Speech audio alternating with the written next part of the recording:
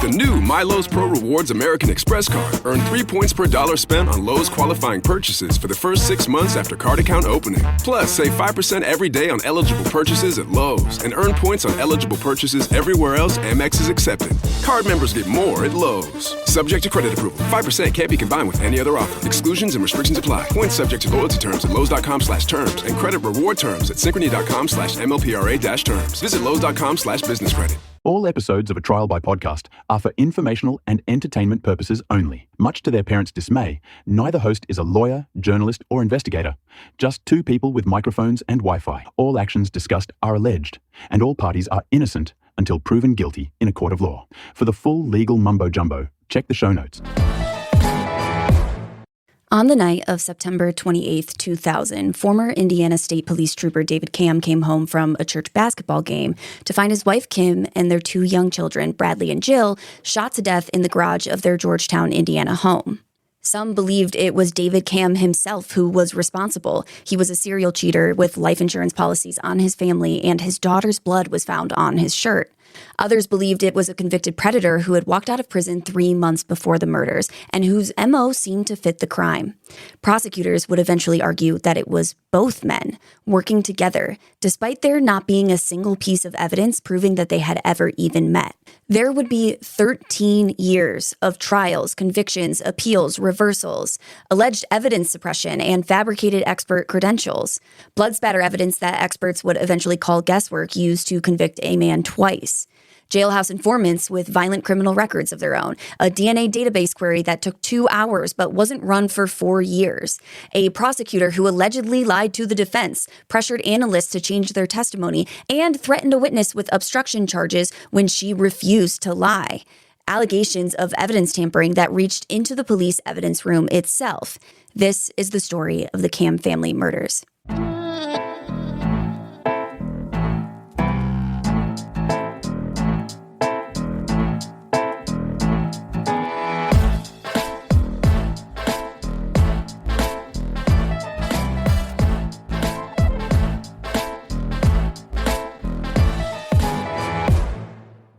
Welcome back to the pod, everyone. I am your host, Kelsey, and today we are finishing the story of the Camm family murders. I hope you guys found part 1 as intriguing as I did. This is an insane story. It's a fucked up story in so many different ways, and I am kind of excited to bring it home for you guys, tell you the outcome, but we have a lot to go through before we can get there. So before we dive into part 2, I just kind of want to review what happened in part 1. So Kim, Bradley, and Jill Camm were found murdered. They were found by the husband, the father, David Camm, who was then arrested for the murders 3 days later. Now, if you remember, some of the evidence at the crime scene included a gray prison-issued sweatshirt that did not belong to anyone in the Camm family and also had a DNA profile on it that was not tested before David Camm's original trial. Yet the prosecution had told the defense that it had been tested and that it had been run through CODIS and there was no match. We know that that is not true because when they did run the DNA profile through CODIS 4.5 years later, they got a match in less than 2 hours. And that person's DNA had been in CODIS for years before the murders. Meaning if they had run it in the first place, like they said they did, they would have gotten a match to Charles Bonnet. Now, if you remember, Charles Bonnet's nickname is Backbone, and that was the nickname that was written on the collar of the prison-issued sweatshirt. So we only find out all of this and connect Charles Bonnet to the case after David has already been convicted of the murders and then wins an appeal to overturn his conviction. And now he is gearing up for a second trial. That's when all of this new evidence about Charles Bonnet is coming forward. Now, they also note that a palm print that's found on the Bronco, on the vehicle, matched Charles Bonnet. And if you remember, his history, if we go back to his criminal history, he was literally called the Shoe Bandit and was known for like attacking women in the streets, stealing their shoes and running away. And if you remember, I know I keep saying that, Kim Camm's shoes were found very neatly placed on top of the Bronco. So we're seeing a lot of physical evidence, but also circumstantial evidence pointing to Charles Bonnet as the person who did this. But that's not what the investigators and what the prosecution seem to believe, because while they do charge Charles Bonnet with the murders, they are also recharging David Camm and taking him back to trial. So they are taking both of them to trial, saying that both of these men worked together to murder Kim, Bradley, and Jill. So Camm and Bonnet were charged as co-conspirators in the murder, and Bonnet was actually tried first, and he was pretty quickly convicted, and he was sentenced to 225 years in prison. Only then, after Bonnet was convicted, did David Camm's second trial begin. And it began on January 17th, 2006, more than 5 years after the murders. The venue had been moved from Floyd County to Warwick County, where a jury could be seated without the saturation of local media coverage that had defined his first trial. A new Floyd County prosecutor named Keith Henderson, who had defeated Stan Faith in his bid for re-election. So now, instead of Prosecutor Faith, we have Keith Henderson prosecuting the case. And I just have to say, fucking good riddance. Get Faith out of there. Like, he was just really, allegedly, in my opinion, he was doing some unethical shit, allegedly, in my opinion. But yeah, so with the testimony about David's affairs now ruled inadmissible by the appellate court, because remember, that's what won him his appeal, is that the prosecution brought in this parade of 12 women to basically destroy David Camm's character because he looked like a cheating piece of shit, because he was kind of a cheating piece of shit a little bit. But they said, look, you cannot do that because you did not prove that any of that is related to a motive for doing this. There was no actual connection showing that this is what motivated this crime, whether or not David Camm did this. And so now the prosecution cannot bring in these women to testify. They cannot talk about David's affairs, and they needed a different motive to focus on. So instead of focusing on David's cheating, they focused on the unresolved question of Jill's injuries. If you remember, there was some possible blunt force trauma to her genitalia, and there's debate back and forth about whether or not this was caused by sexual abuse. And in the second trial, the prosecution is going to argue that David had been molesting his daughter and that Kim either had discovered it or would soon discover it because maybe Jill said she was going to tell her or something like that, and that this is why David murdered his entire family. He had to prevent this horrible secret from being exposed. So we're kind of shifting the motive completely at this point. And still, again, I mentioned it last week, but what's wild about this to me is that they have not charged David with any sort of sexual crime against his daughter, Jill. But it's weird that they can try and accuse someone of something so horrible, like molesting their daughter, and say, but we don't need you to figure out whether or not it's true. We just need you to decide if this horrible child molester is also a murderer. And I think in anyone's mind, that's hard to disconnect from. Now, the prosecution brought in a forensic pediatrician from the Kentucky Medical Examiner's Office, along with additional expert witnesses who testified that the injuries to Jill's private parts was most likely the result of sexual abuse inflicted within 24 hours of her death, and that a molested child would likely have told her mother, meaning that Kim's death may have been imminent from David's perspective regardless. And again, I guess they don't have to explain the motive to get a conviction, but it's just so insane to me because it's all guesswork. It's like, well, maybe he was abusing her. It was probably the result of sexual abuse, probably within 24 hours. And a molested child would likely have told her mother, and therefore that's the reason. But there's no evidence that Jill had ever said anything to anyone about being abused by anyone, whether it be her father or someone else. There's no evidence that anyone suspected this before the murders. There's just no evidence to back up what they're claiming this motive is. Of course, I guess the only evidence is the injuries to her genitalia, and I don't think those should be discounted. But again, remember, a week before the murders, she was at the doctor's office, and the inflammation in her genitalia was noted and explained away by harsh wiping, or I think they said like bubble bath or soaps or something. So it just doesn't seem super solid to me. The prosecution also introduced as a piece of supporting circumstantial evidence that David had called Kim's employer early the morning after the murders to inquire about collecting on her life insurance policy.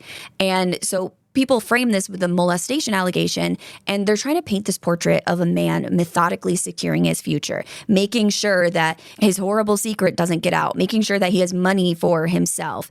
And again, sure, we do see people where money is their motive for murdering a family member, especially a spouse. And it can be suspicious to collect on life insurance so quickly, but also at the same time, it's also smart. I mean, what do I think I would be calling the next day? Probably not. But I've never been in such a fucking horrible position. And I also think there are a lot of costly things that come with something like this. There has to be a crime scene cleanup. They don't just do that for you. You have to pay a service to come clean up the crime scene once they're done investigating it. There's 3 funerals happening. There's a lot to pay for. I don't know what his job would have done. Like, he worked for his family, so hopefully they still would have allowed him time off and paid him. But it's just one of those things where it depends on which way you're looking at it, how your perspective is going to be. I don't know if you guys could tell in part 1, but I do not believe that David was responsible for the deaths of his family. And I want to call myself out because I think if I did, I would be singing a different tune about the life insurance stuff. But my point of saying that is the reason I'm singing the tune this way, that I don't think it's that suspicious, is because the evidence does not point to David being the one who did this. You know what I mean? I'm trying to follow the evidence here. Now, of course, the defense's main goal is they have to contradict this molestation theory. So they had a medical examiner who testified for the defense that disagreed with the state's theory that the injury was the result of sexual abuse, arguing that the child's hymen was intact and that it was just one of many blunt force trauma injuries that she had sustained during the murder itself. Now, it's really hard for me to speak on what this blunt force trauma injury could be from. I think it's a stretch to say that it could have been from the attack itself because she was still found in her car seat in the back of the car. So I think, in my mind, I cannot picture how she would sustain an injury to that area, to her groin area, while she's buckled into a car seat. However, that doesn't mean it's impossible. I just can't picture how that would be done. It's also hard for me to understand how bad this injury was. They say blunt force trauma, that sounds like it's a horrific injury, but there are a lot of ways a child could get a quote unquote blunt force trauma injury that is pretty mild, just playing around. Even sitting in a car seat, I hate to go into too much detail, but like sitting in a car seat, is it possible if someone slams on the brakes that would cause some sort of trauma injury to the groin area? I don't know. But that's the point about this, is we don't know how this injury got there. We don't know for certain that it was from sexual abuse. And I truly hope that it was not from sexual abuse, obviously. But it could be. Now, of course, the defense also highlights the pediatrician's findings from a week before the murders, which noted the same type of inflammation and attributed it at the time to an ordinary childhood cause. So again, they're saying, okay, maybe it's from the harsh wiping, whatever.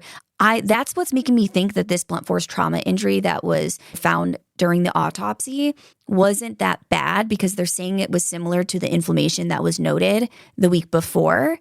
And if the pediatrician the week before thought that it could have just been from harsh wiping, that makes me think that this isn't some sort of like horrific injury. But again, I don't know that for certain. All I do know is that this pediatrician did not flag it. And the defense argued that this was because there was nothing to flag. There was not anything suspicious about this injury. Now, the prosecution also presented Bonet's story to the jury, but not through Bonet himself. And I think this is really important because even though Bonet had already been convicted, he still had the opportunity to appeal that conviction.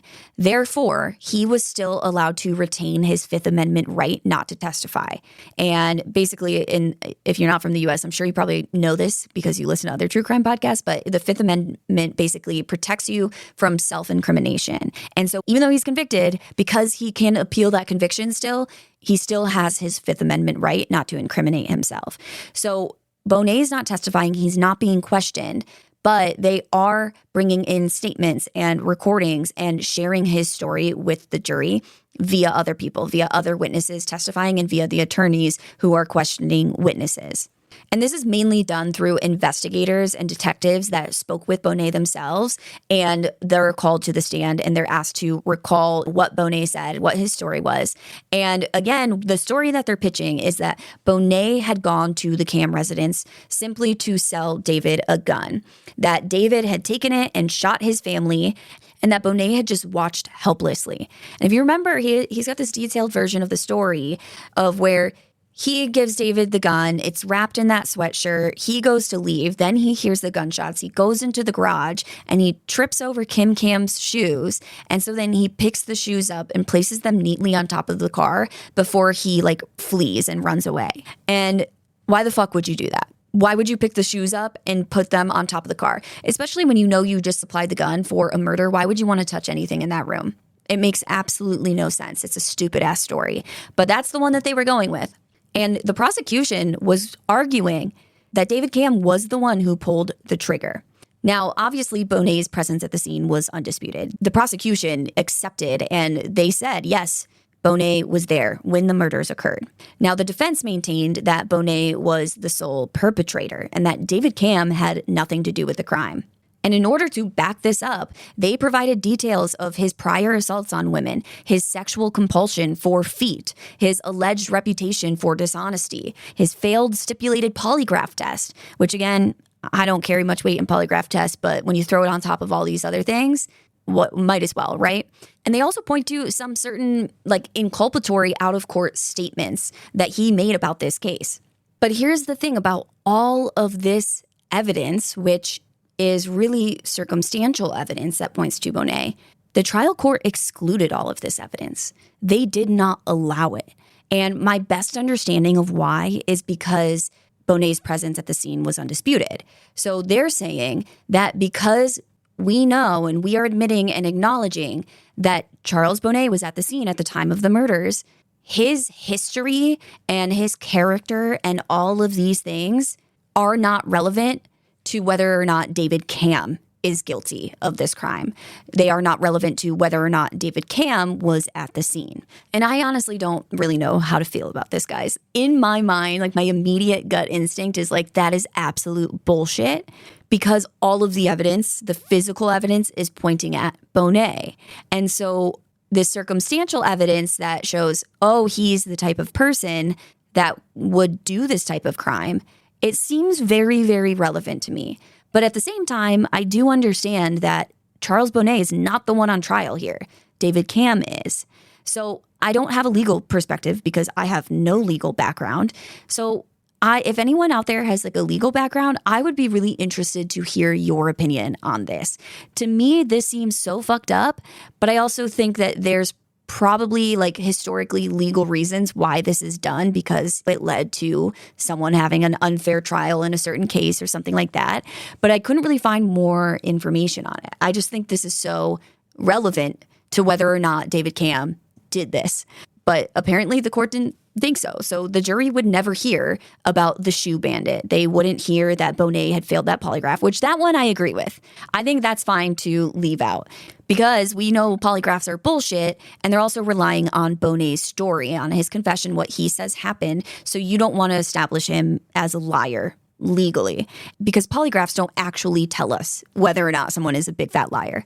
But yeah, I think it's super interesting that the rest of it wasn't allowed because they're never going to hear about this pattern he has of targeting women, of tackling them, stealing their shoes, and how he's doing this in parking lots and trying to force people into cars with guns and things like that. And when you don't have any of that context, I do think it's reasonable to assume, oh, maybe this guy just sold the child molester dad the gun. That seems like a reasonable assumption. Okay, yeah, this guy's a felon, but he was just selling a gun to this guy, not knowing that the man was going to murder his entire family with it because he's been molesting his daughter. So basically, in this trial, the defense is being asked to prove that Bonet acted alone, that David Camm did not do this, and Bonet did this on his own. But they are also being blocked from presenting the evidence that supports that argument. So it's devastating to their case. It truly is. Like, think back to how you felt last week when I started introducing Charles Bonnet. And I said, oh, there's this DNA match. And you're like, okay, there's DNA on the sweatshirt. He was probably there or something. But once I went into his history, were you not like, oh, fuck, dude, this type of crime is right up his alley? You know what I mean? But anyway, the testimony of 3 jailhouse informants took center stage. One of them was a convicted murderer, one was a convicted rapist, and one was a convicted burglar. And none of these are Charles Bonnet. I'm talking about different guys. Interestingly, these 3 informants had not testified at David Camm's first trial, although it sounds like they all claim that David had told them these stories that they're testifying to before the first trial, like while he was in prison waiting for the first trial. Donde sea que vayas, ganas puntos como un pro con la nueva tarjeta American Express de My Lowe's Pro Rewards. En compras elegibles, gana 3 puntos por cada $1 en Lowe's durante los primeros 6 meses después de abrir una cuenta. Además, gana puntos donde acepten la tarjeta American Express. Aprovecha hoy. Sujeto a aprobación de crédito. Aplican exclusiones y restricciones. Puntos sujetos a términos del programa de lealtad en Lowe's.com/terms y términos de recompensas de crédito en Synchrony.com/MLPRA-terms. Detalles en Lowe's.com/business credit. So I may just be misunderstanding the timeline there, but that was the impression I got from it. So it just seems fucking weird to me. Now, 2 of them said that Camm had told them details about the murders. And one of the inmates, Donald Forrester, testified about a conversation he allegedly had with Camm, claiming that Camm had described hearing his son say, quote, "Daddy, daddy, help me please," end quote. Now, according to WHAS 11 News, a second informant, James Hatton, testified that he spoke with Camm over a 2-month period and that Camm told him that he killed his family because he, quote, got mad that his wife was going to leave, end quote, and that he, quote, moved the bodies so that there would be the reason there was blood on his shirt, end quote. So he's trying to say that the reason he pulled Bradley out of the car was to be able to explain away blood on his shirt that was on his shirt from shooting the family. A third informant, Jeremy Bullock, who was the convicted murderer, shed tears on the stand. And what I want to know is, Jeremy Bullock, I don't know the details of what he was convicted of. I just read that he was a convicted murderer. I want to know if he shed tears for his victim or victims as well. Just curious.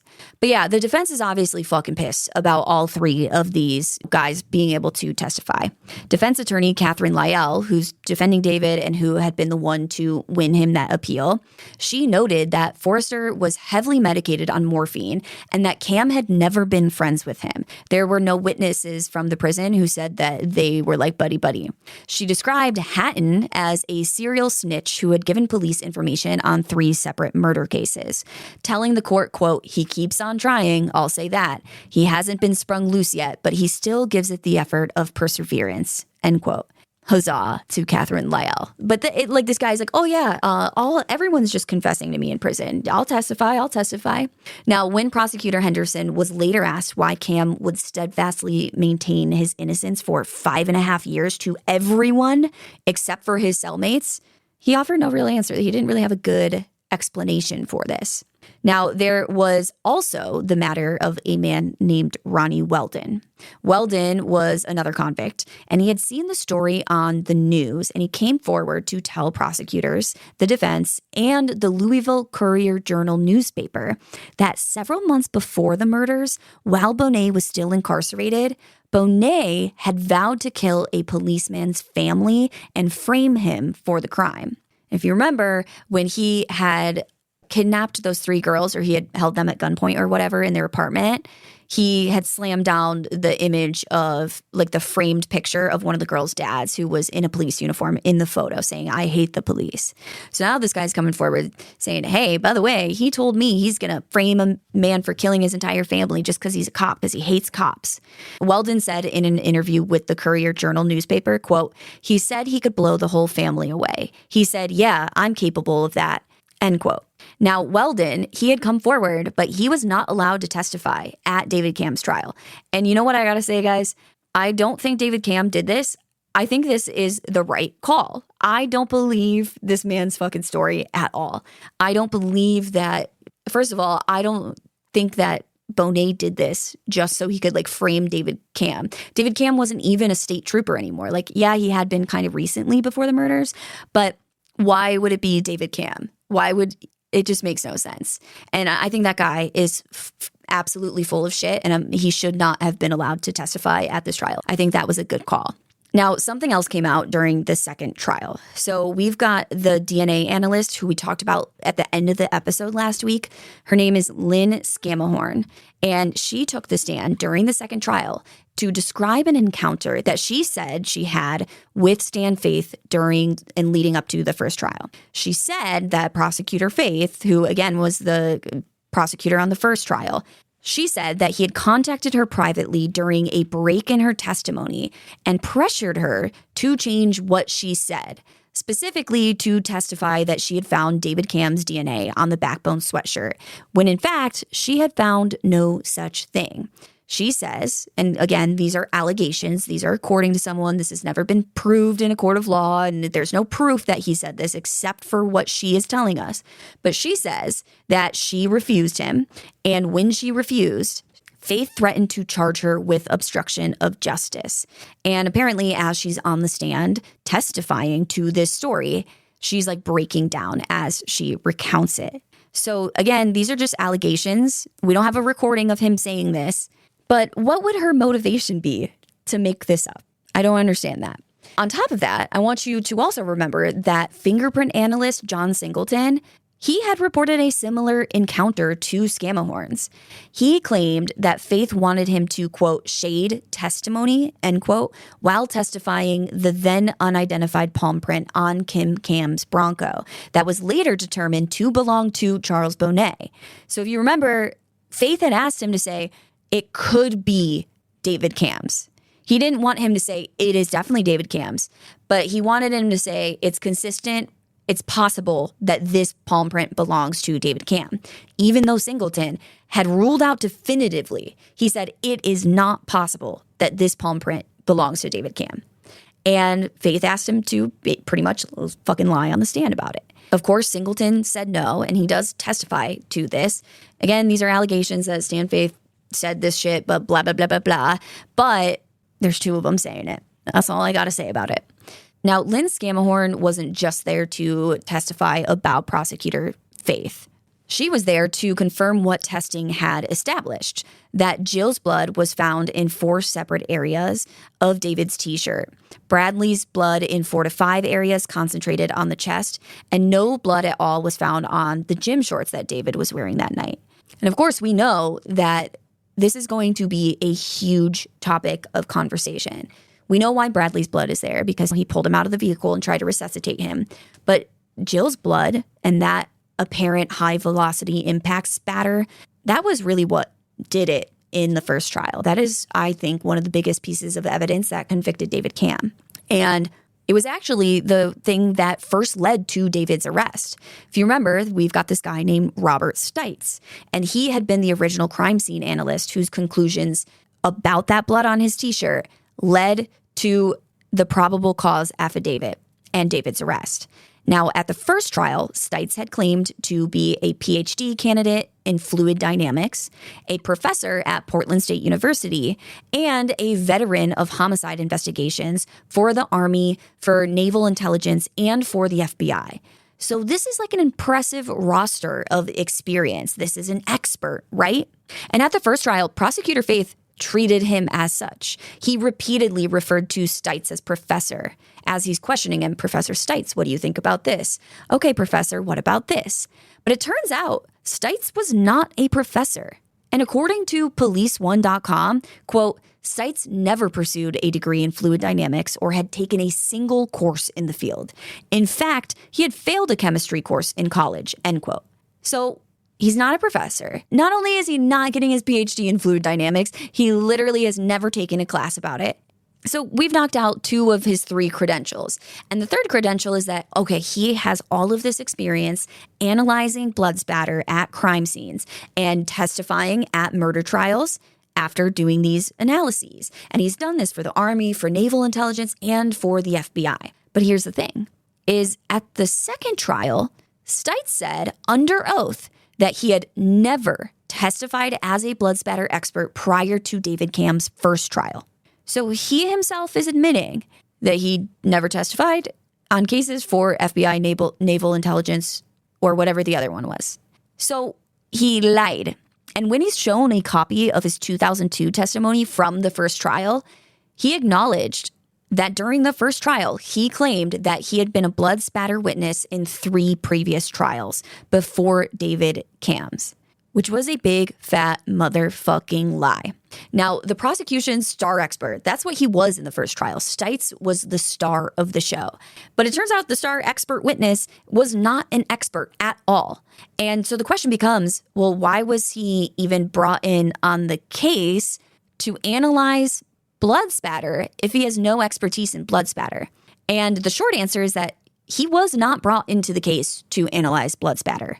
It was actually Stites' boss, Rod Englert, who had been hired by Prosecutor Faith on the very night of the murders as the blood spatter expert on the case. So Faith hired Englert, not Stites. But the problem was Englert couldn't travel to Indiana right away. So he sent Stites with a specific and very limited instruction. He told Stites, I need you to go to this crime scene and document the evidence and take photos. He was the crime scene photographer that was simply there to take photos, to give to his boss, who is an actual blood spatter expert, for that man to analyze. And according to Englert says that he told Prosecutor Faith directly that Stites was only there to photograph the scene. That was his only job, and then Englert was going to do the actual analysis based on those photographs.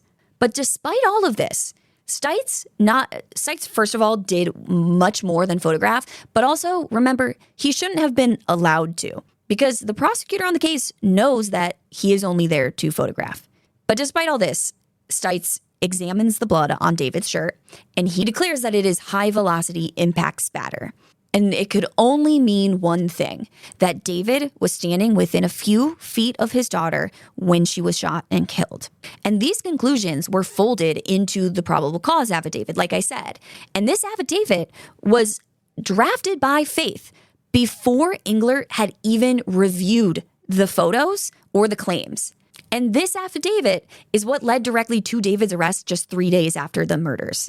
Prosecutor Faith was aware from his initial conversation with Englert that Stites was unqualified, yet he told no one about this, including the judge who issued the arrest warrant. Instead, he wrote in the affidavit that Stites was a, quote, crime scene reconstructionist, end quote, which he was not, and he had never done that before. And he also included Stites' conclusion that the only thing that blood spatter could have been from was high-velocity impact spatter, even though Englert never reviewed the photos to confirm this. So he's letting this guy who has no experience and doesn't know what he's talking about be the expert witness on a case that he does not have the expertise for. Now, Stites and Faith, they've never been charged with perjury. They've never been charged with any crimes in relation to this case. This is an old case. There's some conflicting evidence online. These are all allegations. Everything I'm telling you is an allegation. I cannot confirm the veracity, all that and above. But all I got to say about this is some unethical shit was happening here. Exactly what it was, you guys be the judge of that based on what I'm telling you. Do some of your own research. But it's fucking insanity that this could even happen. Like, it actually blows my fucking mind that this wasn't caught on. Like, no one caught on to this before the trial. They're just taking Faith and Stites' word for it. Like, no one looked into these claims he was making about his expertise. Now, all of this is obviously presented at the second trial, and this just pretty much diminishes anything Stites has to say.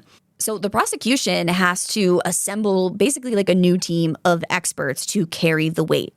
So they bring in 5 witnesses who told the jury that the blood on David's shirt and the blood on his shoe, which I believe actually belonged to Kim, they testified that these were from high-velocity back spatter, the blood that blows towards the shooter when a bullet impacts the body, and that this proved that David was within 4 feet of Jill when she was shot. Tom Bevel, their primary analyst, testified that the blood had been sprayed onto the shirt by a bullet, and that David had to have been beside Kim when she was shot based on the blood found on his sneaker. Rod Engler, who was Stites' mentor and the man who had originally sent him to the scene, added that the bloodstain on David's shoe appeared to have been diluted with water, implying a cleanup attempt. Now, if you remember, Stites was also trying to say this about the pooling of the blood on the garage floor.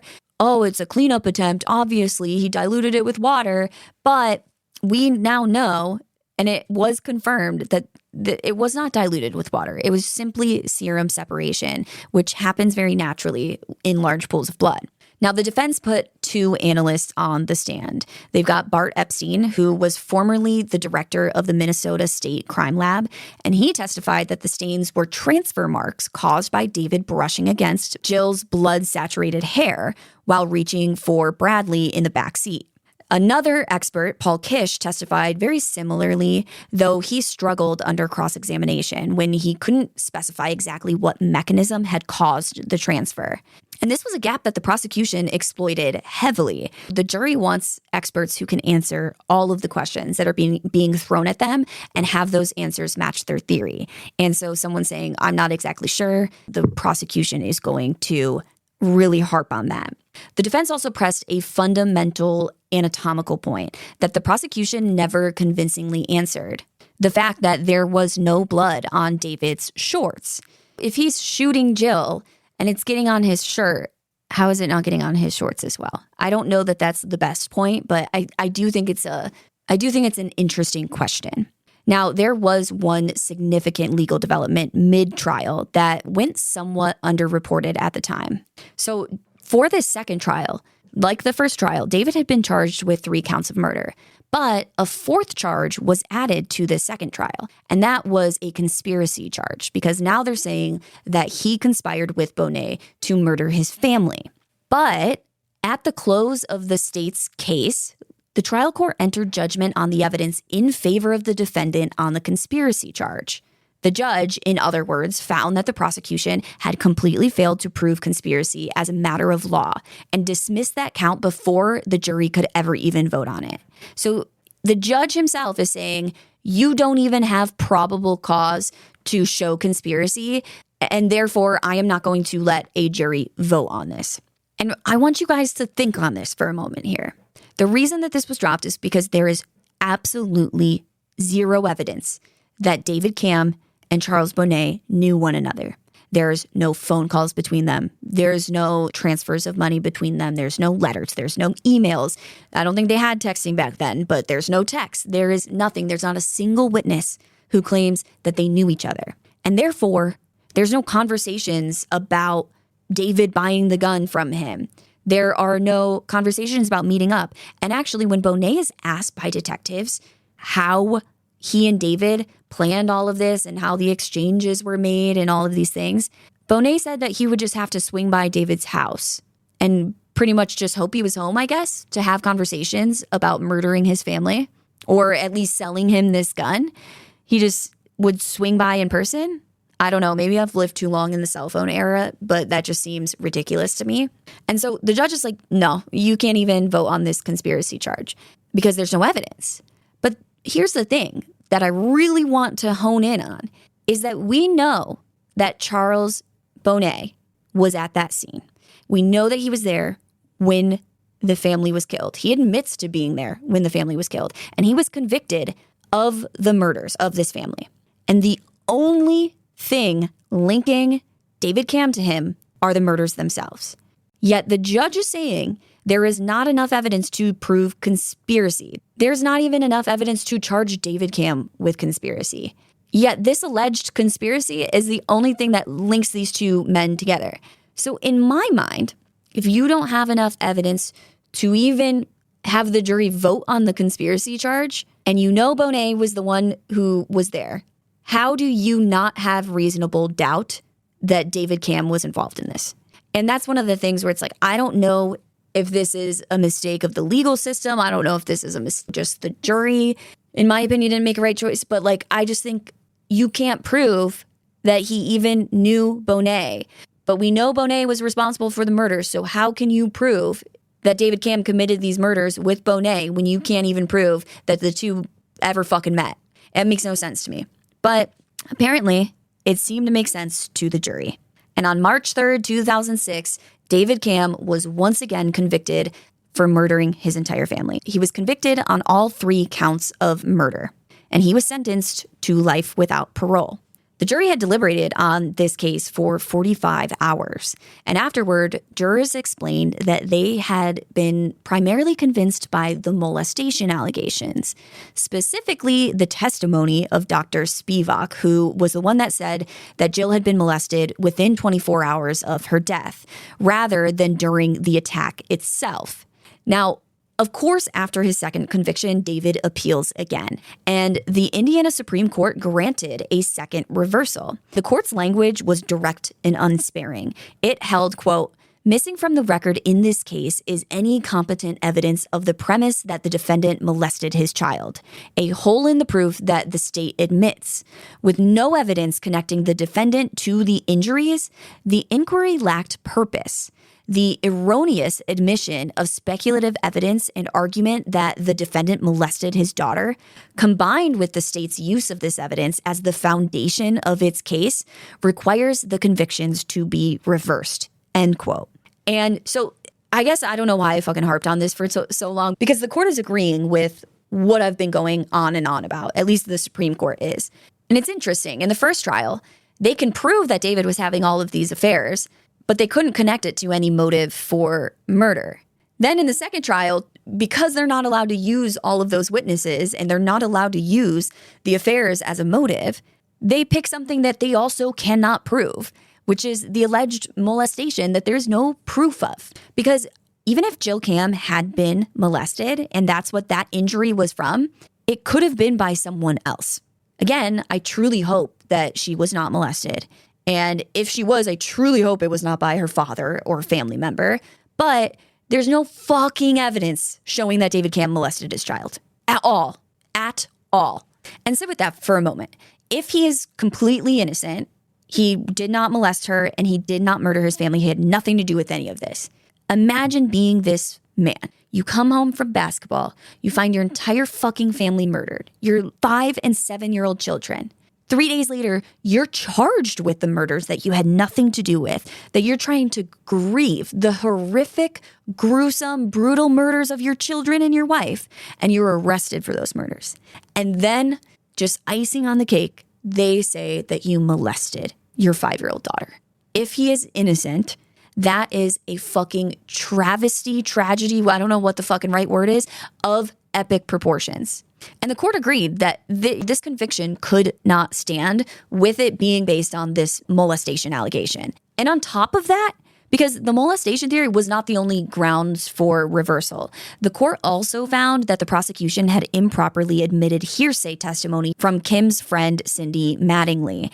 And I did not talk about her when we were just going through the trial, but she had testified that on the day of the murders, Kim had told her during their daughter's dance class that she expected David to get home that night between 7 and 7:30 that evening. And basically, the prosecution calls her to establish the fact that, oh, the murders happened right around 7:30, and now we have evidence that David was supposed to be at the house then. But the court found that this statement was inadmissible because it was hearsay. Because Cindy did not hear David say that he was going to be home between 7 and 7:30, it's hearsay. And the court said that even without the molestation theory, this statement alone would have required a reversal of his conviction by itself. So yeah, with those two things, his second conviction is overturned. But by this point, David has been in prison for 12 years. 12 years fighting this. He's been convicted by 2 separate juries and freed by 2 separate appellate courts. Now, of course, the prosecution, they are going to retry him. They are not letting this go. And again, we're seeing the same thing we saw in the beginning of the second trial, because now both motives that they've used have been deemed inadmissible. The affairs are inadmissible. The molestation theory, inadmissible. And so now prosecutors, they've got to scrounge up a new motive for this crime. So this time, they argue that David had killed his family for the life insurance policies on Kim that were worth approximately $750,000. And they say that they know this is the motive because the morning after the murders, David called Kim's employer first thing in the morning to inquire about collecting the life insurance policy. Now, the defense opened its case by putting the investigation itself on trial, which I think is a good move because this is one of the most ass-backwards, fucked up murder investigations I've ever heard of. And they brought in a guy named Dr. Kim Rosmo, and he was a criminal justice professor at Texas State University who had spent approximately 200 hours reviewing trial transcripts, investigator interviews, crime scene photos. And his job was basically to be an expert witness on how an investigation should be conducted. So he did not investigate this crime. He's not a blood spatter analyst. He's not anything like that. But he is an expert in criminal justice and in investigations. And so he is reviewing what the investigators did in this case. And he testified that a very large part of the probable cause affidavit used to arrest David was wrong or erroneous, pointing to false claims that bleach had been used to clean up the crime scene. And there was also a false witness statement mentioned where someone said that they had heard the gunshots at a certain time. But this witness statement was later found to be, I don't know if it was like the witness had lied or if it was misrepresented in the probable cause affidavit or if this witness just never existed and it was made up. I don't know that. But he's basically saying most of the things that were used to provide probable cause for charging David with the murders was false.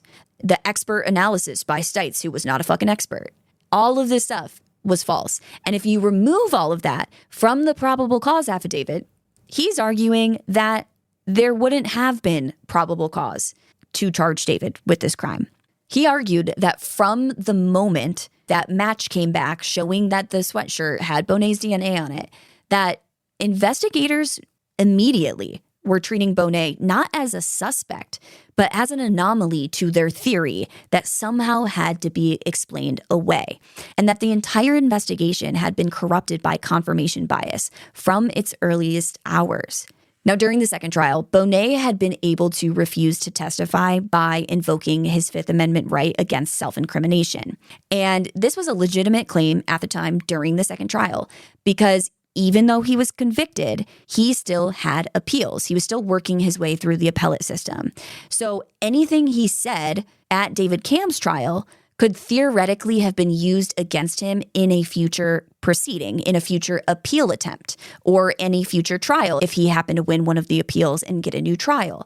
Therefore, he still had his Fifth Amendment right against self-incrimination. So even though the defense had subpoenaed Charles Bonet to testify at the second trial, he did not have to. But by the time of the third trial, in 2013, Bonet had exhausted every single one of his appeals, and his 225-year sentence was final. There are no future proceedings in which his testimony could be used against him in a court of law, and therefore the constitutional basis for his silence was gone. So he is subpoenaed again to testify at the third trial, and he has no choice. He has to testify. Otherwise, he will face contempt charges on top of the murder charges. He testified that he actually sold David 2 guns, not just one, a .38 caliber pistol for $250 initially, and then he agreed to sell him a second gun. He said that he had agreed to meet David Camm at his home at 7 p.m. on the night of the murders, where he delivered the second gun wrapped in the gray sweatshirt. When he asked David for payment, David put him off, saying that he needed to get the money from Kim when she arrived home. And if you're like, wait, this doesn't fully make sense to the first story that we heard, it's because he's changing some details up on us. He's got his latest version, which I think is like about the 6th different version that he's told of this story. But this is where the new details come into the story. He says that he witnessed Kim arriving home and he overheard 3 or 4 minutes of talking in the garage. And then he heard 3 gunshots in quick succession. He heard Kim say no and Bradley shout daddy before the shots rang out. And that detail, Bradley shouting daddy, that had also appeared in the second trial through one of those Jailhouse informants, Donald Forrester, who had claimed that David had told him his son had screamed those words as he was dying. The defense argued that the detail had been fed to Bonet through his access to case materials and media coverage, and that's the only reason he's added this detail to the story. And if you think that seems outlandish that the investigators would be feeding details to Bonet, I want you to hold on to that thought because we're going to talk more about that. Now, Bonet also testified that after the shots rang out, David came out of the garage, pointed the gun at him, and it misfired. 7:30 p.m., just out in front of his house, in front of the garage, he says that David Camm held this gun up, shot at him, trying to kill him, and it just happened to misfire. Bonet is now saying that because of this, he chased David, and David looked at him in the eyes and was like, "You did this." Telling Bonet, "You did this." Basically hinting at, he's going to frame Bonet for the murder of his family, which is really interesting if that's true, because for 4.5 or 5 years until they ran Bonet's DNA and connected it to him, David never said anything to point at Charles Bonet. You know what I mean? Anyway, Bonet says that as he's trying to run from David, he runs into the garage, and this is when he trips over Kim's shoes, and he picks them up, places them neatly on top of the car, looks into the car, he sees the kids dead in the backseat, and then he fled in his car and drove away. Now, the defense, honestly, they probably enjoyed systematically demolishing Bonet's credibility. I would have enjoyed it at that point if I were them as well, because through recorded interrogations, the defense was able to show the jury that many of the details of Bonet's story had first been suggested to him by police during interviews, and that he changed other details when confronted with contradictions. And he seemed to never independently volunteer information that could be verified by evidence. And so I'm going to give an example of what this looks like. This is not an example from this case. This is a made up example I'm making. But let's say he doesn't know his palm print is at the scene yet. You didn't do the shooting. If you're not responsible here and it was David, how did your palm print get on the car? Oh, I don't know. Couldn't it be mine? Well, it is yours. Is it from you looking in the back seat to see if the kids were still alive? Oh yeah, that must have been it. Again, that is completely made up. That did not happen in this case. But I'm just trying to give you an example of how through these interrogations, a lot of the details of the story are first mentioned by police and framed as questions for Bonet. And then he starts using those details.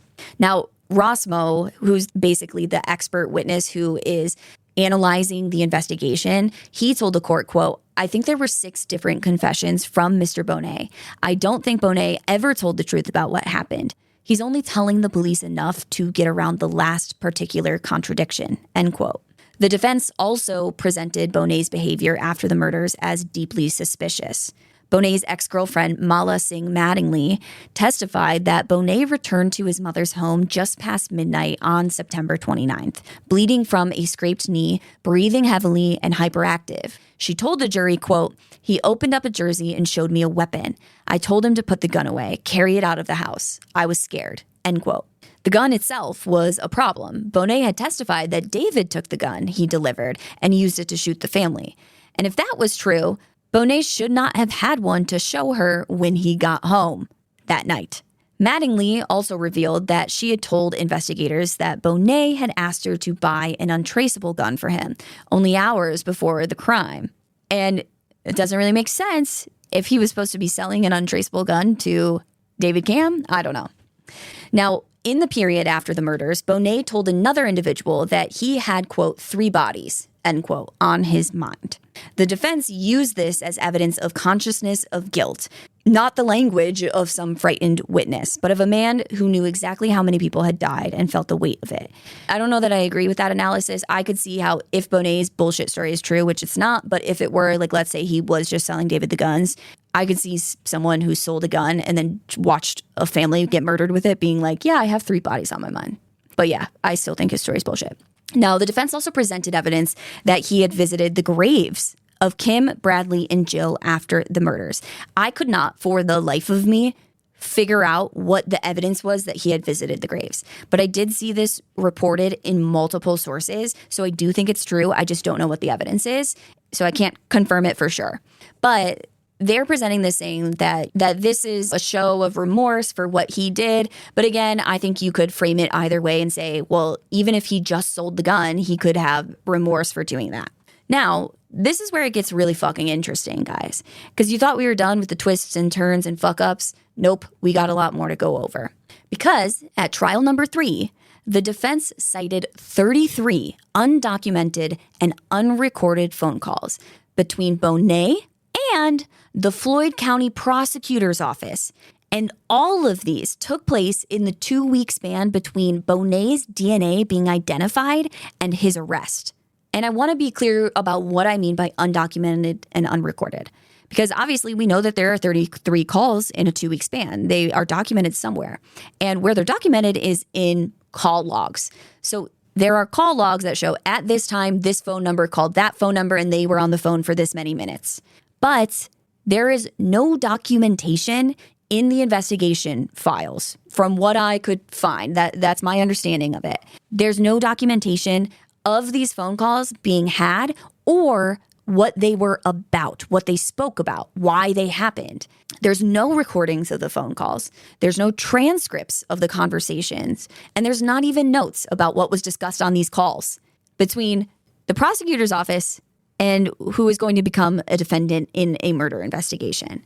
And based on all the fucked up shit we've seen in this investigation, the defense argued that this 2-week period between his DNA being identified and his arrest, this is the period where Bonet's story is being shaped. And they claim that prosecutors and Bonet were in contact frequently enough in those 2 weeks to coordinate a version of events that pointed the finger back at David. And on top of these sus-ass 33 phone calls, it also came out that when Bonet was at the police station following his arrest, an officer named Myron Wilkerson paid him a visit. Now, Wilkerson was not assigned to the Camm case. He had nothing to do with the investigation. However, he was a distant relative of Charles Bonet. The two spoke privately that day at the police station. And 2 months later, it was learned that Wilkerson had allegedly removed Kim Camm's phone from the evidence room without signing it out, and he had taken it, allegedly, to his residence. Took it home with him. A murder victim's phone, took it out of evidence and allegedly took it home with him. When the phone was returned to evidence, it seemed to have been wiped clean of fingerprints. Again, allegedly. And I say this is all allegedly because Wilkerson had died before the third trial, and therefore he was never charged with evidence tampering, and the allegations against him were never proven in court, so they are just allegations. Now, the most powerful new evidence at the third trial was touch DNA, the ability to detect genetic material left behind simply by physical contact without blood or saliva. So touch DNA is basically just trace skin cells that are transferred through touch. Now, this technology had not been available, or at least had not been applied to the evidence during the first 2 trials.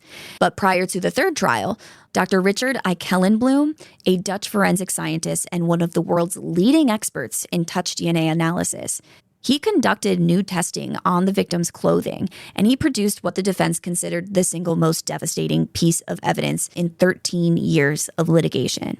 And not devastating for David Camm, devastating for the prosecution, devastating for Bonet.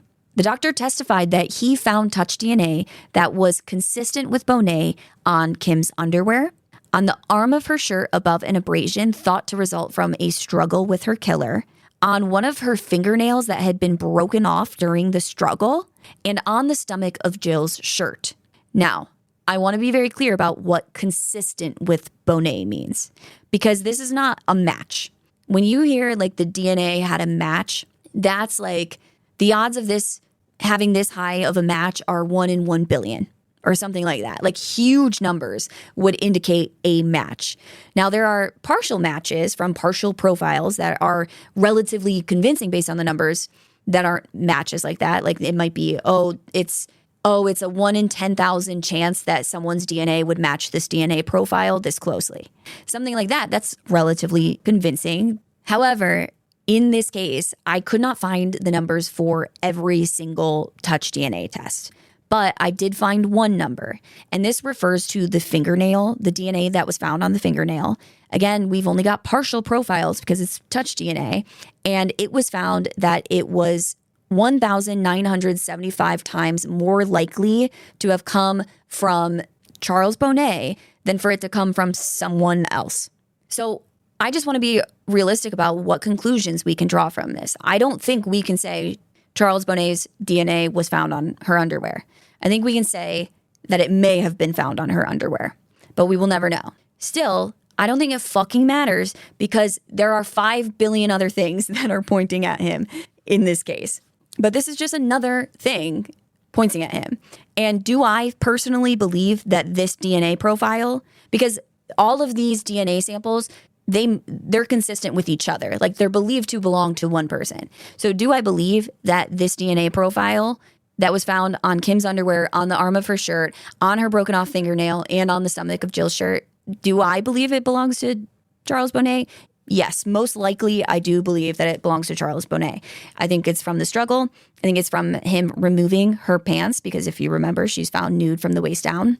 But I don't think it proves it. But they're not just relying on the DNA when it comes to the physical evidence. They're, of course, going back to that blood spatter evidence because even in the second trial, they had new experts that were actual experts, not that bitch-ass little liar Robert Stites. They had real experts testifying that this was impact spatter. So they still have to address this. And this time, the defense starts to do this by calling bitch-ass Robert Stites to the stand. And when they call him, he admits on the stand that he said he had overstated, I think is the term that was used.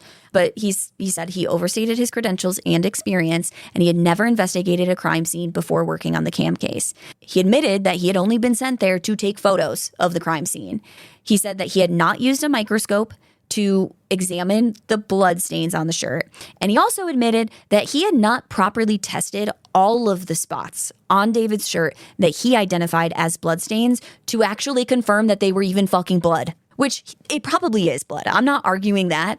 I'm arguing when you're putting someone on trial for murder, you have to test them all to confirm that they're all actually blood. Now, prosecutors who had built 2 convictions on this blood spatter evidence and on Stites' original conclusion, they now start calling him in their own filings, quote, an absolute idiot, end quote.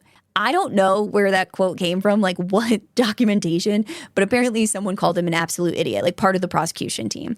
And they say that he has no formal training as a crime scene reconstructionist. Now, why would Robert Stites get on the stand and testify and lie about his credentials and stuff? Why would he do that? And I think it's because he was the one that made these claims that led to the probable cause affidavit. Therefore, he's on record as being the one. And so the defense is going to want to question him. And I could see him being convinced by prosecution that he has to lie and say he is an expert. Otherwise, David Camm might get away with the murders of his family. I could see how if you truly believe that David Camm did this, that could really be used to manipulate you into doing something. I don't know what the fuck happened. Maybe, I don't know, but I just think this whole thing's crazy. Now, the defense also called Dr. Robert Shaler, a forensic scientist who had supervised multiple sections of the New York City Medical Examiner's Office. And he had also founded the forensic science program at Penn State University. He had identified victims of the September 11th attacks, and he had co-authored a landmark National Academy of Sciences report on the reliability of forensic methods. Shaler told the jury that bloodstain pattern analysis as a science was, quote, essentially guesswork, end quote. And that, quote, you do not have to have the supporting underlying science to back up your conclusions, end quote. So basically what he's trying to say here is that there's no standards. There's no universally accepted standards for analyzing blood spatter patterns, or at least there weren't at the time. And so this is all up to expertise, experience, and opinion. There is no underlying scientific evidence to support these things. It's just people going off their experience of investigating crime scenes and what they know happened there and what they're seeing with the blood spatter. So he's basically saying this is a matter of opinion, and presenting it as a fact that is going to prove someone committed a murder is unethical. He pointed out that across all 3 trials, qualified analysts who had a lot of experience, they were split evenly on whether the spots on David's shirt were spatter or transfer. Like you have half these people in the prosecution, half these people in the defense, and they're both saying opposite things from each other.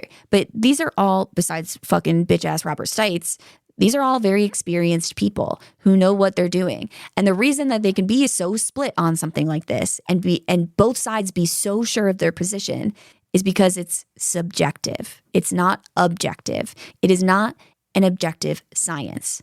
He told the jurors, quote, "The fact is, when some analysts call it spatter or impact pattern and others say it's contact pattern, that's a 50% error rate, and that is unacceptable," end quote. On top of all the physical evidence presented, there was also the matter of David's alibi.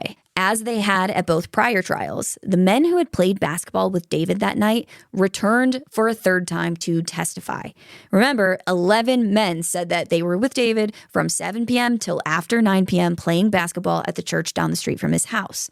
4 basketball players, so Anthony Ferguson, Jeremy Little, Jeff Dickey, and Martin Dickey, they all testified that they saw no blood on David's shirt during the game. Because remember, the prosecutors are saying David went to the game, showed up, left, went and murdered his family real quick, and then just came back wearing the same fucking clothes before and after. And everyone's like, no, he didn't have blood on his shirt. We would have seen it. Ferguson said, quote, "I'm not a germaphobe, but I'm concerned for my kids. I would have made him take it off," end quote. Basically saying if he realized there was blood on someone's shirt, I would have been like, take it off. Now, Martin Dickey also confirmed a troubling detail about the original investigation. He said that he had learned that during interrogations with David, prosecutors had falsely represented Martin Dickey's statements, basically implying that when he saw David, he was wearing that gray sweatshirt that night. But Dickey tells the court, I never said he wore a sweatshirt. I never said that. So, and again, well, why would they say he was wearing a gray sweatshirt? Because until after the first trial, they didn't know that that sweatshirt belonged to someone else. They're trying to link it to David. Now, if you think this story is insane, just fucking buckle up because we're not even done yet. This is where it gets even crazier. Because as the third trial is progressing, the touch DNA evidence, the contradictions in Bonet's testimony, the physical impossibility of his account, the witnesses testifying that they were with David the whole time and there was no blood on his shirt, all of this stuff, it was becoming increasingly clear to everyone in that courtroom that the murders did not play out the way that Bonet described, and that he was almost certainly the one who had committed them and that he had done it alone. The vibe of the courtroom is that the defense is crushing the prosecution. So the prosecution did something that I think speaks volumes about the state of their case. Rather than accepting that their entire theory and like the story they're telling has been completely dismantled by the defense, they just pivot. They're like, oh, okay, all right. We gotta change things up to make this work. And near the end of the trial, they asked Judge Jonathan Dart, 2 T's, remember that name. They asked Judge Jonathan Dart to allow jury instructions that would permit the jury to find David guilty of the murders, even if he was not the shooter. Specifically, they asked them to allow language in the instructions that said if they believed that David had, quote, aided and abetted, end quote, Bonet in committing these murders, that he could be found guilty of the murders. So to put this in other words, to put it less legal, a little bit more layman, after spending the entire trial and 2 trials before this, over more than a decade, arguing that David was the shooter, they are now asking the judge to allow language in the jury instructions that would let the jury convict David of murdering his family, even if they believed that Bonet had been the shooter, as long as they thought David helped in some way, that he had aided or abetted Bonet in these murders. And I want you to think about this, because all of this physical evidence, I guess I shouldn't say all of it, most of this physical evidence points to Bonet. You could argue that the blood on David's shirt points towards him, whatever you want, but the vast majority of the physical evidence is pointing to Bonet. There is no evidence that Bonet and David knew each other before this murder, that they had ever interacted before. And Bonet's whole story of how this happened is that he was just selling David the gun. And that's what the prosecution has been saying the whole time. And now they're admitting that, you know what, maybe David wasn't the shooter, which is really interesting if that blood spatter on his shirt proves that he had to have been standing there. I mean, I guess you could say that he was standing there when Bonet fired the shots, but they are asking them to convict this man of murder, even if he did not fire the shots, even if 99.9% of the physical evidence doesn't point to him as being the killer, even if Bonet has this horrific history of similar crimes against women and a foot fetish and all of this stuff. It is just absolute insanity. And the defense strenuously objected to this language on 2 grounds. And I want to be clear about what I mean by instructions. The jury is given instructions when they go to deliberate that are here are a set of guidelines for when you can find someone guilty and when you have to find them not guilty. If there's reasonable doubt, you have to find them not guilty. If you believe they did this but not that, then you can find them guilty of this degree of murder or whatever it may be. And so these are very wordy instructions that are given to the jury. And so now the prosecution's we also want to add that even if they don't believe he fired the shots, as long as he aided and abetted Bonet, he's guilty of murdering his family. And so the defense obviously does not want this to happen. And they argue this on a few points. They say, first, that there was no evidence that David and Bonet had ever met, let alone planned and coordinated a murder together. So how could they prove beyond a reasonable doubt that he had aided and abetted Bonet when they couldn't even prove that the two had ever fucking met? And they obviously couldn't prove that David was responsible for the murders in that case, if they're now saying it was Bonet who did it. Secondly, they argued that the instructions actually violated double jeopardy protections because David had already been acquitted of the conspiracy charge. I don't know if acquitted is the right word, but that conspiracy charge had already been found unsubstantiated in court by the judge at the second trial. And so if you're saying he aided and abetted him, you're basically saying he conspired with him. And the court has already found that the 2 men did not conspire, or that David did not conspire with him. And so the defense is arguing that this is essentially the same theory as conspiracy, just dressed up in different language, and therefore it violates double jeopardy. I think these are some good points that the defense is making. However, despite these objections, Judge Dart allowed it anyway.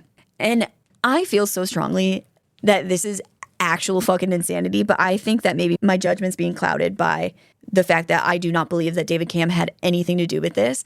But the jury had feelings on this because on October 24th, 2013, 13 years and 26 days after Kim, Bradley, and Jill Camm were killed on Lockhart Road, the jury returned a verdict of not guilty on all charges. After 13 years and 26 days, David Camm had been acquitted of murdering his family, and he was able to leave as a free man. After the verdict, one of the defense attorneys, Richard Kamen, he reflected on what David had been through over the past 13 years, saying, quote, "This is a man who couldn't even attend his family's funerals because the prosecution at the time was in such a rush to have a press conference that they had to arrest him," end quote. And I think this is a good reflection of what this defense attorney thinks the prosecution's motivations were for being so gung-ho against David in this crime. And it was that they wanted to close the case, they made assumptions, and then they had blinders on to anything that pointed otherwise. Now, the legal aftermath of this case was substantial. In 2014, David filed a lawsuit against Floyd County and the state of Indiana, alleging malicious prosecution on the part of prosecutor Stan Faith and 5 investigators who had worked on the case. I was not able to find their names. Floyd County settled for $450,000 in 2016.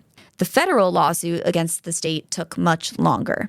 That settlement was reached in January of 2022, and it awarded David $4.6 million from the state of Indiana.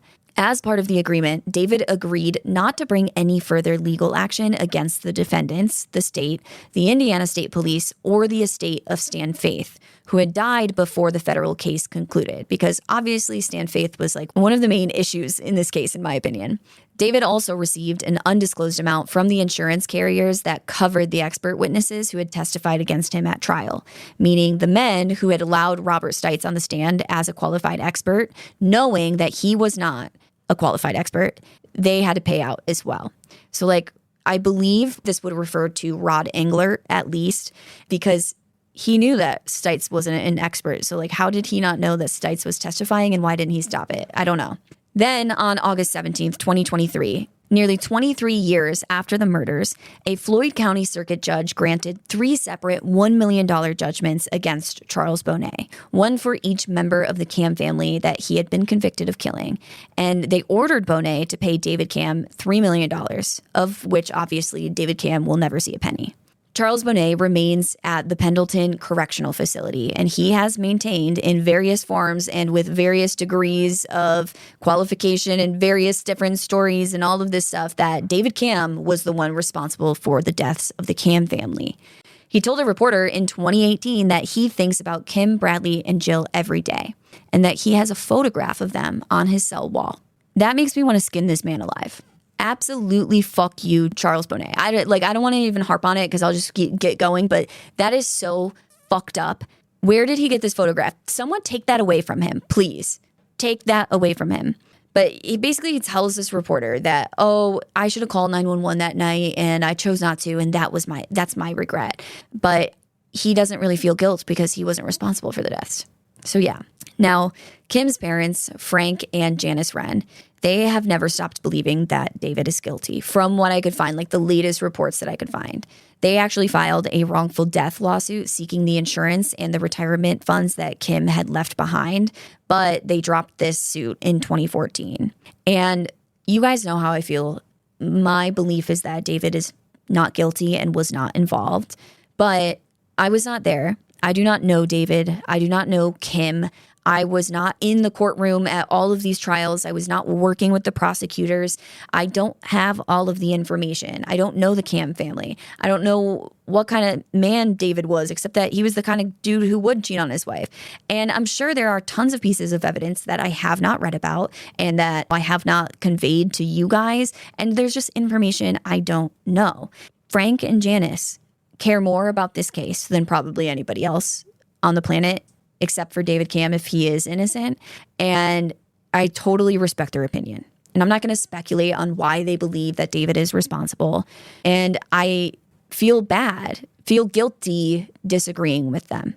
I do, because if you truly believe that someone is responsible for the brutal murders of your daughter and your grandchildren, and someone hops behind a microphone saying you're wrong when this is your life, and I've spent a week researching the case and just reading about a story online, I think that is inherently going to be hurtful. And I feel horrible about that because these people have been through something unimaginable, and I don't know the truth, guys. I could be wrong. It's possible that David was responsible, but I just don't see any of the evidence for it. And I feel compelled to be honest about my opinion that I don't think David is responsible. But I totally respect Frank and Janice's opinions, and my heart truly, truly goes out to them for what they have gone through. Because again, absolutely, absolutely unimaginable. And not only what happened to Kim and losing their daughter and their grandchildren in such a horrific way, but then to have to go through 13 years of trials and appeals and trials and appeals and trials and appeals, only for it to end with who they believe to be the killer being set free. That's another, just a new set of traumas that very, very few people in the world understand what that feels like. But like I said, I do personally believe that this case is one of the most egregious examples of systematic failure that I've ever seen. We had a man who was not a bloodstain pattern analyst, rendered an expert and giving expert opinions that formed pretty much the basis for an arrest warrant and the arrest of David Camm for the murders of his family. And those opinions were just accepted without scrutiny through the first trial and also partially through the second trial. We have the DNA that was on a critical piece of evidence found underneath the body of a murdered 7-year-old boy. And yet it was not submitted to the national database for more than 4 years after the murders, despite the fact that the database had the killer's profile on file before the crime was even committed. We have a prosecutor who allegedly pressured 2 forensic analysts to commit perjury. And we also have this discipline of forensic science itself, the bloodstain pattern analysis, that was used with great authority and presented as like scientific fact in court proceedings, despite having alarming rates of inaccuracy and no reproducible standard of interpretation. It's all up to a matter of opinion. The analysts in the Camm case who had said the stains were impact spatter and the analysts who said they were transfer stains were all operating within the same framework of the same discipline. They simply disagreed with each other. And that disagreement was not scientific reasoning. It was a coin flip on a question in science. and it sent a man to prison for years. Now, in December of 2013, shortly after his acquittal, David Camm announced that he had been hired as a case coordinator for the Investigating Innocence Project, a national nonprofit that provides investigative support for people in prison who maintain their innocence. David understood, better than most, what that work meant. Now, what happened on Lockhart Road on the night of September 28th, 2000, can be reconstructed with reasonable confidence from the physical evidence alone, setting aside all the theories and the counter theories that accumulated over 13 years of litigation. Charles Bonnet went to the Camm home that night. Now, of course, this is not fact, but I feel that this is what the evidence suggests. Charles Bonnet went to the Camm house that night.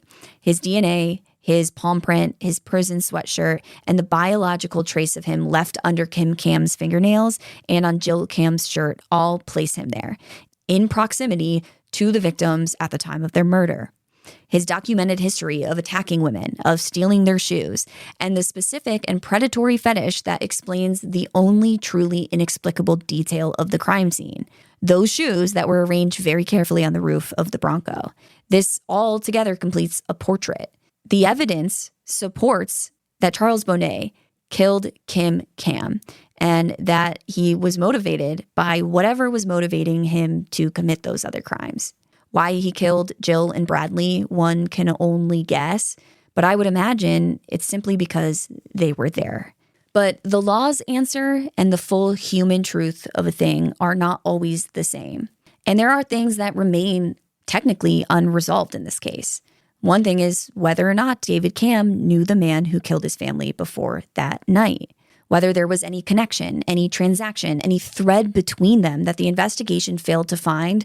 And 3 juries addressed this question. The first 2 said yes, and the third said no. The physical evidence seems clear. It seems to point to Bonnet, but it is silent about the relationship or possible relationship between 2 men who may have been strangers to each other before one of them destroyed the other one's entire life, or may have been in cahoots with one another. But again, there is no evidence, not a single thing, pointing to these 2 being in cahoots. And with that, I think the legal answer, the only answer that the American criminal justice system should be giving in this case with the evidence that we currently have and the knowledge we currently have, is that David Camm is not guilty. So that is the Camm family murders. But yeah, I want to hear your guys' thoughts and opinions on this story. Because again, I think with Kim's family feeling very strongly, at least from what I've read online, that David is guilty, I wonder if there's things I'm missing. And I never feel good about going against what a family believes, who is so much closer to the case and knows so much more about the details of the case and all of these different things. But when I truly believe that David Camm is innocent with the information I currently have, I would not feel good about saying otherwise. And I think if David Camm is innocent, what this man has been through, there's not even words for it. Like, imagine coming home, you find your wife and your children murdered. In days, you're arrested for murdering them, and you think, this is the most horrific thing that could ever happen to me. And then they're like, and also you were molesting your 5-year-old daughter. It's horrific. But yeah, with that, I have to be done with it for today. This has been a tough one. I want to know your guys' thoughts. Please be very respectful and very mindful in the comments of Kim's family, of other people who knew and loved this family, and have emotion and empathy, and be careful about speculating things as much as you can be. But I do want to hear what you guys think and your thoughts on it. I just ask that you be respectful. I think sometimes people comment on stuff like this and you think it's never going to get back to the people in the story, but trust me, it does often. And you can't just say whatever the fuck you want on TikTok comments or whatever. Just be respectful. Thank you. I think with that, court is adjourned.